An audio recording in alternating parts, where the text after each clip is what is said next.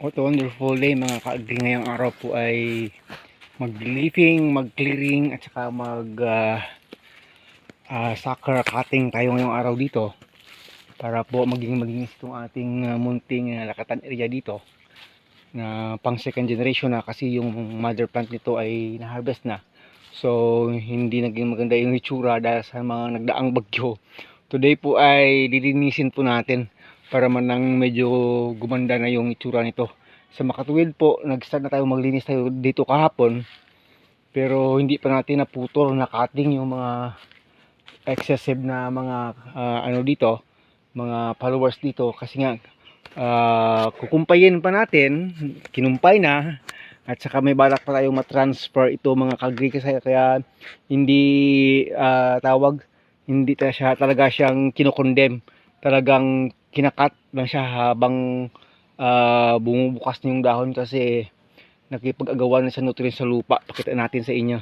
Kaya po nito, kinumpay lang natin, pero ngayong umaga po talagang puputulin sa ilalim para magiging maganda siyang tingnan.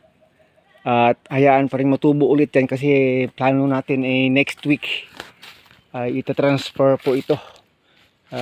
Pero kung wala tayong planong mag-transfer nito, talagang i-condemn yan, papatayin sa ilalim hanggang sa tinutubuan doon sa core niya, para po dire-diretso na itong mga next na papaakitin natin. Kasi itong ating distance sa planting po ay 2 by 2 meters, hindi po tayo nagpapaakyat ng marami, dalawa, isa lang talaga. Di po nito, isa lang talaga yung papaakyatin ulit. At mga excessive na followers sa ilalim kinukuha, gaya po niyan, kinumpay na lang kinina natin yan. So today po yan, ikat natin yan, at saka mga remaining na mga dahon na mga pangit, gaya po niyan, kukunin natin yan. At saka yung may mga tama na ng banchitak dito ay eradicate na naman natin, lagyan natin ng pampatay sa dulo para talagang maubos na sila dito mga kaagri. Sige po, time lapse natin habang ginagawa natin yan, para po hindi boring, kasi mahaba-habang trabaho ito mula dito hanggang dun sa kabila, kasi hindi malinis tingnan. So today yun po, clearing, cutting of followers, de-leafing, lahat-lahat na lang para magiging ready na ito for next na papasok na ng mga rainy season pagdating ng mga araw, kasi papunta pa tayo ng summer. Pero sa ngayon pa lang, i-prepare na natin para mas gaganda at lalago ito, para makapagbigay tayo ng fertilizer dito pag umulan na naman mga ka-agri. Sige po.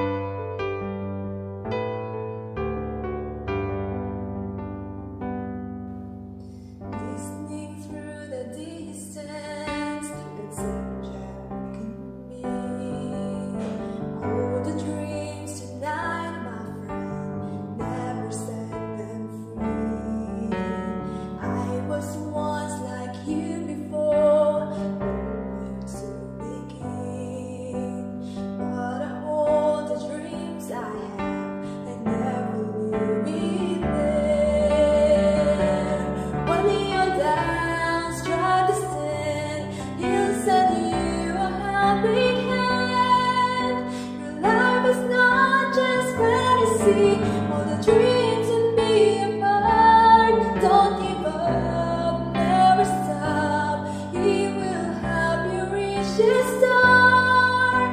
Though maybe you don't understand all the dreams and trust His heart.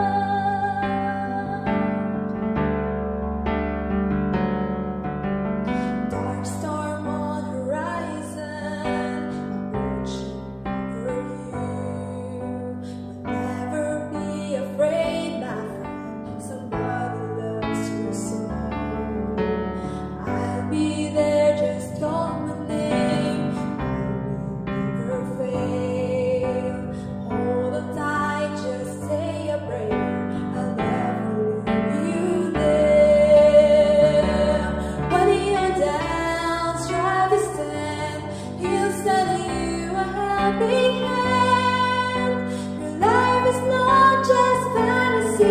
All the dreams and be apart. Don't give up, never stop. He will help you reach the star.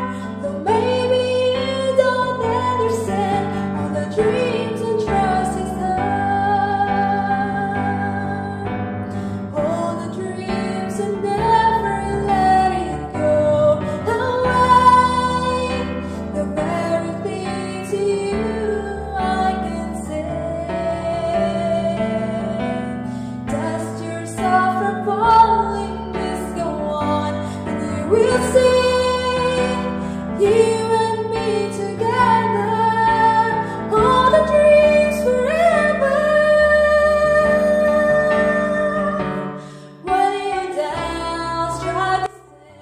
medyo okay na mga ka-agri kung ganito na itsura, kahit na hindi po na linis talaga ng 100%. Mayroon po isang tama ng banchi top dyan, treat na natin. So medyo iwalas na sa ilalim. Magkakaroon po talaga ng chance na lalago na itong mga next generation nating mga follower. Gaya po yan, gaya po nito, dahil malinis na sa ilalim at nabawasan na talaga yung mga excessive na mga followers. Concentrated sa kanila yung nutrients sa lupa at malinis na po sa ilalim. So kunting linis na lang talaga ito, medyo mapapaganda na natin na naman muli. Balik na naman natin yung vigor ng paglaki ng ating mga next generation na mga lakatan. Gaya na po niya, makukuha itong mga mother plants na ito. May natirang mga mother plants pa, mapapaganda na naman natin muli pag nabigyan ng time talaga ito na ma-manage itong area na ito. Malinis na po ito pang side na ito, hindi pa yan dyan fully linis na linis. Kukunin pa yung mga sobrang followers dyan. Dito ay halos naubos na natin yung pwedeng makuha. Kung may mga matitira man ay konti na lang mga ka-agri. So magiging continuous work po natin ito within this week. Ito nang tinapos natin, next day siguro dyan at din sa taas, at ng pagpapasok ng bagong season naman ito ng paglalakatan natin ay gaganda na naman sila muli. Yung banggayan ang nakita nyo noon na parang pumunta ka dito sa ilalim, pwedeng malagyan ng folding bed kasi ang ganda na ng kanupi ng mga dahon ng saging sa taas. Pero ngayon kasi ay kulang pa ito sa number of months. Pag mabigyan sana ng magandang panahon, babalik na naman yung sigla nila, makakapagbabunga na naman tayo ng mga malulusog at saka mga magagandang bunga talaga ng ating lakatan. Pero pag hindi natin alam yung management, wala mangyayari. So ganito dito, umpisa na rin natin yung pagkuha ng mga sobrang dahon dito kahapon. Pero ito po ay pagpatuloy natin habang may time pa. Pero ngayon medyo masakit na yung sikat ng araw. So iba po talaga ito yung mga itsura niya. Ito may tama ng banchi top, eradicate na naman to. Ito kasi itsura pag hindi nabawasan yung mga followers sa ilalim. Pero kakatingin natin ng mga maiikli talaga yan malapit sa lupa. Pag nakuha na naman itong mga dahon na ito, ikukumpay muna sa kambing. At saka pag magkaroon na ng time ng mga pagpabutas doon sa isang expansion area natin, ay kukunin na natin yan dito. At saka yung mga sobra talagang condemn na, kukunin na, papatayin na para isang puno lang talaga yung akyat, para po maibalik na naman yung dating sigla ng saging natin. Pag nagbigay tayo ng maraming organic na pataba dito, lulusog at iganda na naman yung ating saging. Pag hindi po na ayos, yun po, parang hindi po lakatan plantation. Pero po pag atin ang nabigyan ng pansin, yung magiging itsura na ganito na po siya. Ayan. Yan po. Kung napapansin po ninyo, lahat ng mga old leaves at saka mga puno ng mga na harvest na natin dito sa isang linya, sa isang kanal. At dito ay wala. At dyan na naman nilalagay. Dyan naman nawala. Yan po ay para dyan na yan na mabubulok. Ito po kasi yung magiging main na daan ng tubig palabas dito sa kanyang perimeter canal. Hindi naman po perimeter, sa kanyang cutting canal. At saka hindi po kami gaya ng ibang na naglalakatan na talagang kinukuha lahat. Daon at puno ng saging kinukuha sa plantation area. Hindi po namin ginagawa yan.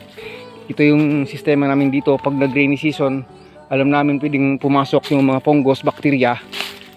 Nag-i-spray po tayo ng mga disinfectant po. Kung ano yon, alam nyo na mga ka-agri. So maraming salamat, hanggang dito na lang muna. Bye bye na po, God bless us all. Maraming salamat, magsasakang Pilipino, mabuhay ka. Ingat-ingat lang mga kapatid. Hanggang sa muli. Life is not just fantasy, all the dreams and be apart. Don't give up, never stop. He will